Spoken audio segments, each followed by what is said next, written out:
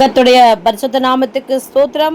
பிரியமானவர்களே, இந்த 278ஆம் நாளுக்கான விசுவாச அறிக்கை, அது 1 பேதுரு 2ஆம் அதிகாரம் 24ஆம் வசனம்.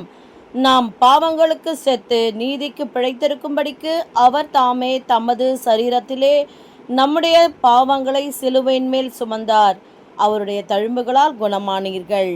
ஆமென். பிரியமானவர்களே, நம்முடைய பாவங்களை அவர் சுமந்து கொண்டார், நம்முடைய பலவீனங்களை எல்லாம் அவர் ஏற்றுக்கொண்டார். ஆகவே நிச்சயமாக நாம் நம்பலாம், அவருடைய தழும்புகளாலே நமக்கு சுகம் பலன் உண்டு என்று. இப்பொழுது இந்த நிச்சயத்தோடு விசுவாச அறிக்கை செய்வோமா? இயேசுவே, உம்முடைய தழும்புகளால் நாங்கள் சுகமானோம் ஆண்டவரே. நாங்கள் ஆண்டவரே எங்கள் வாழ்நாள் முழுவதும் பரிபூரண சுகத்தோடும் பலத்தோடும் உமக்கு சாட்சியாய் வாழ்ந்திடுவோம் என்று விசுவாசித்து அறிக்கை செய்கிறோம். ஆமென். பிரியமானவர்களே, உறுதியான விசுவாசத்தை ஏறெடுங்கள். உங்கள் சரீரத்திலே கர்த்தர் மகிமையாய் வெளிப்படுவார். God bless you.